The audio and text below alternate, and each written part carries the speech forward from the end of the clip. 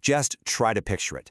4,500 people, all survivors of an imaginable horror, crammed together on a single ship. For every single one of them, this wasn't just a boat. It was their absolute last hope for a new life. And this is the story of how that one voyage would end up changing the map of the world. So today, we're unpacking the incredible story of the Exodus 1947. It's about a ship whose journey of defiance became this pivotal, world-changing moment, one that directly paved the way for the creation of the State of Israel. All right, so to really get the weight of this story, we've got to rewind the clock. We're going back to the moments right after World War II. Sure, Europe was finally free, but for hundreds of thousands of Jewish survivors, the nightmare was far from over. I mean, just imagine it for a second. You survive the Holocaust, but you're left with nothing.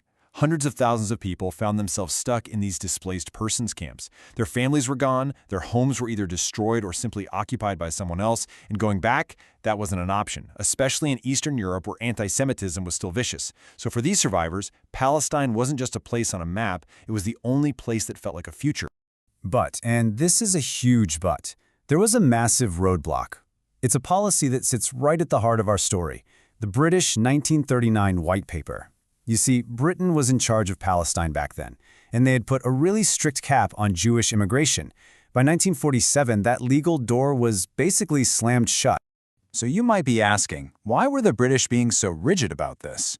Well, from their point of view, it was all about law and order. They were trying to enforce the rules of their mandate. They were trying to manage intense Arab opposition to more Jewish immigration, and they wanted to keep things stable in a region that was super important to their interests. They didn't see a ship of refugees. They saw an illegal operation that had to be stopped. And right in the middle of all this is the ship itself. It started its life as the President Warfield, just a humble American ferry. But Zionist organizations secretly got a hold of it, refitted it, and transformed it into the Exodus 1947. And that name, that was no accident. It was a powerful symbol of a people looking for their own deliverance. The desperation here is just staggering. Over 4,500 people, and that includes more than 650 children, all crammed onto a ship that was built for just a few hundred. The conditions must have been terrible, but their morale was apparently through the roof, all of it fueled by this shared dream of finally reaching what they considered home. So you have this voyage of defiant hope on a direct collision course with rigid British policy. And what happens next? Well, it would grab the entire world's attention. So on July 18, 1947, the British Royal Navy intercepts the Exodus. But here's the crucial detail. This happened in international waters.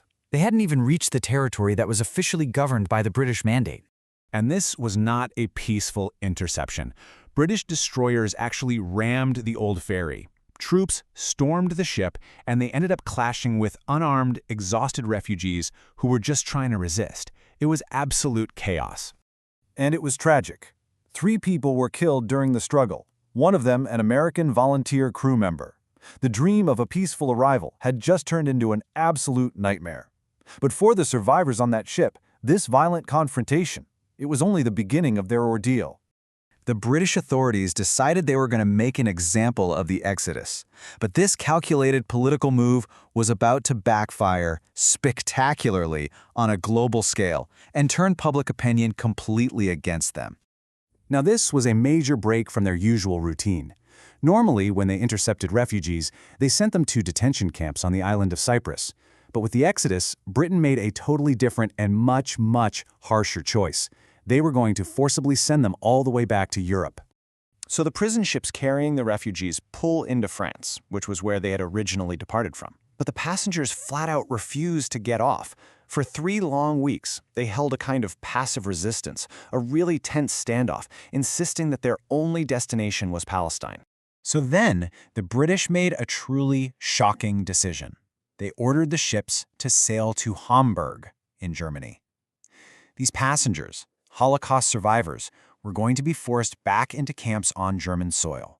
They were being returned to, quote, the very land from which many had barely escaped with their lives just 2 years earlier. And the world just reacted with total disbelief. The images of British soldiers dragging Jewish survivors off of ships in Germany were broadcast everywhere. Britain's attempt to look strong and in control completely backfired. It made them look cruel and, frankly, morally bankrupt. global opinion swung, and it swung hard in favor of the refugees. This is the moment. This is where a single failed voyage becomes the catalyst for the birth of an entire nation. The story of the Exodus, believe me, it does not end in that German port. You can literally watch the dominoes fall right here. The global scandal over the Exodus in July was the breaking point. Just 2 months later, a politically exhausted Britain basically threw up its hands and handed the whole problem of Palestine over to the United Nations. By November, the UN votes for partition. And then, less than a year after the Exodus was intercepted, the State of Israel is declared. And that right there is why the Exodus matters so much. It wasn't just a ship. It became a symbol. It put a human face on a complex political problem and proved to the world that the way things were, well, it just couldn't last. The voyage failed to reach its destination, sure, but it ended up succeeding in a much, much bigger goal. And it leaves us with this really powerful question to think about.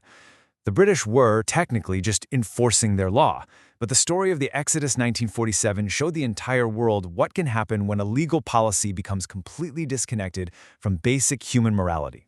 It's a question that feels just as relevant today as it was back then.